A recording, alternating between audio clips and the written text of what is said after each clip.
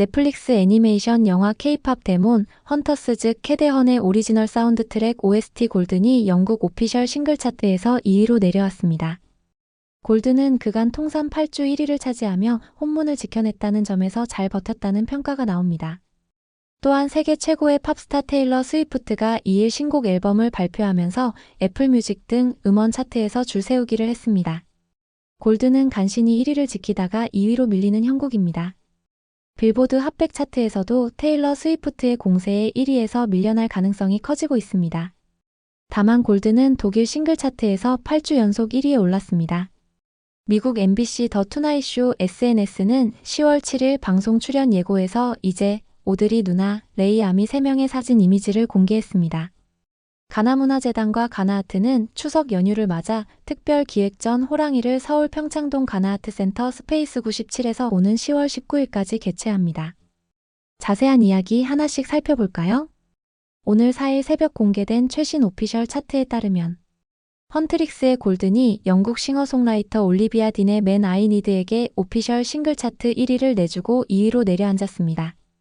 사자보이즈의 소다팝은 5위, 유어 아이돌은 8위에 머물렀습니다. 올리비아 딘은 골든의 벽을 넘지 못하며 5주 연속 2위에 머물렀으나 마침내 1위에 등극했습니다.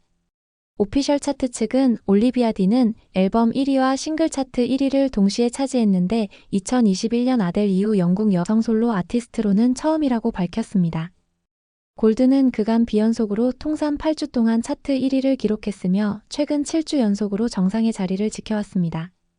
골든의 성과는 1969년 더 아치스의 히트곡 슈가와 어깨를 나란히 하는 기록입니다. 즉 골든은 슈가와 함께 영국 차트 역사상 최장기간 정상에 오른 애니메이션 OST라는 기록을 갖게 됐습니다. 무려 56년 만에 전설의 명곡과 함께 새 역사를 썼다는 데 의미가 큽니다. 골든은 지난 8월 초 K-팝 역사상 처음으로 오피셜 차트 1위에 오른 이후 신기록을 계속 경신해왔습니다. 따라서 골든은 영국 오피셜 차트와 미국 빌보드 핫백 양대 차트 1위를 동시에 달성한 K-팝 대표곡으로 역사에 남게 됐습니다. 미국에서도 골든은 1위를 위협받고 있습니다. 테일러 스위프트가 2일 신곡 앨범을 발표했습니다. 스위프트의 신곡은 음원 발매 직후 애플뮤직에서 곧장 타이틀곡 더 페이트 오브 오펠리아가 2위, 엘리자베스 테일러가 3위, 오팔라이트가 4위 등 2위부터 12위까지 줄세우기를 했습니다. 테일러 스위프트의 앨범은 올해 미국 애플뮤직에서 가장 빨리 1위를 차지한 여성 아티스트 앨범을 기록하고 있습니다. 또 아마존 뮤직에서 올해 가장 많이 스트리밍된 앨범 기록도 세웠습니다. 골든은 1위를 지켰지만 혼문이 뚫리기 직전의 위기에 처했습니다. 골든은 그동안 잘 버텼다는 평가가 나옵니다. 테일러 스위프트는 스위프트노믹스, 테일러노믹스라는 신조어를 탄생시키며 스타일은 플러스 이코노믹스를 합성하는 신조어의 원조격인 팝스타입니다. 테일러 스위프트의 팬덤 경제 효과는 놀랍습니다. 자료에 의하면 스위프트의 작년 투어 티켓 수익은 10억 달러, 한화 약 1조 5천억 원으로 대중문화 사상 역대 최고를 기록했습니다. 투어만으로 지난해 미국 경제에 일으킨 효과가 57억 달러, 약 7조 7천억 원으로 굳이 비교하자면 올해 우리나라 전체 예산 673조 3천억 원의 1.1%에 해당하는 엄청난 규모입니다. 그의 공연이 열리면 가장 먼저 항공편이 늘고 공연장 주변 호텔과 식당 매출이 급상승하고 패션과 화장품 쇼핑몰과 관광지도 들썩일 정도입니다. 따라서 골든은 빌보드 핫백 차트에서 통산 7주 1위에 올랐지만 1위에서 밀려날 가능성이 커지고 있습니다.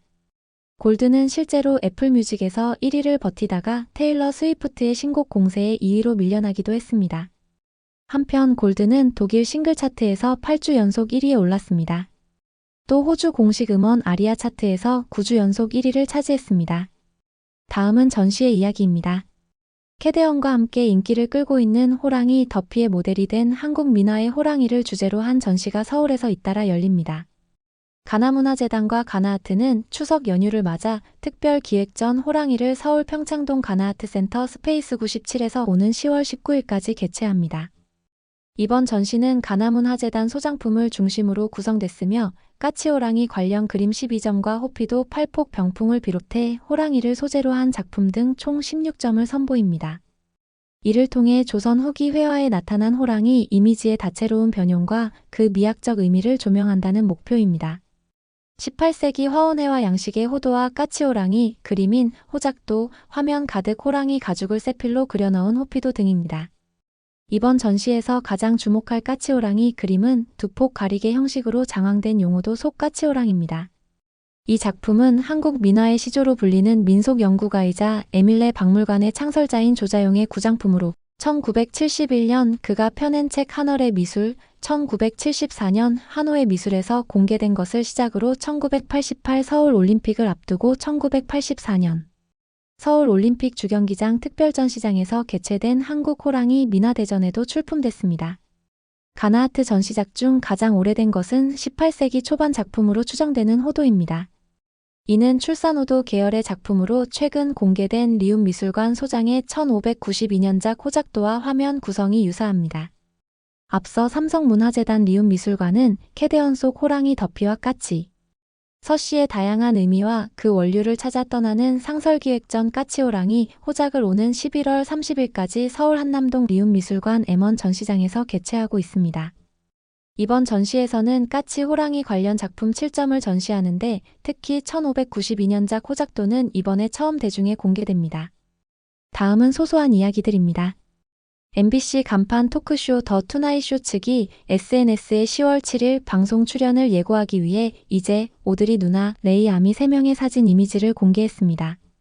조이 역의 레이 아미는 루미 역의 이재에 딱 붙어 있습니다. 이들 3인은 영화에서 헌트릭스 3명의 가창을 맡았는데 더 투나잇 쇼에서 골든을 처음 라이브로 부를 예정입니다. 레이 아미가 조이 캐릭터로 포트나이트 게임을 하는 모습 영상을 공개했습니다. 그녀는 영상에서 에너지 넘치는 엄청난 텐션을 보여주었습니다.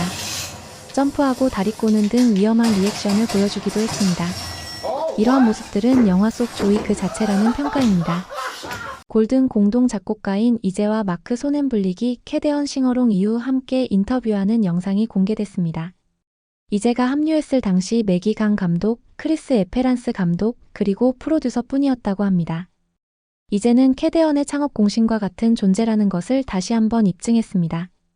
넷플릭스 팬 커뮤니티는 10월 12일까지 헌트릭스 멤버십 키트, 사자보이즈 멤버십 키트를 각각 25,000원에 판매에 나섰습니다. 캐대헌을 통해 가시 인기를 끄는 가운데 2000년 중요 무형문화재 사호가 1 입자장으로 지정된 박창영 선생은 4대째 140년간 계속된 가업을 이어오고 있다고 합니다. 그의 아들도 갓을 만드는 일에 뛰어들어 5대째 이어지고 있습니다. 그런데 명주실로 싸게를 한 사립 갓은 한 개 가격이 2천만 원부터 시작한다고 하니 대중화 차원의 갓을 만드는 방안도 필요해 보입니다. 여러 가지 이야기들, 여러분들 생각은 어떤가요? 구독, 좋아요는 더 좋은 영상 제작에 큰 힘이 됩니다. 좋은 추석 명절 연휴 보내세요.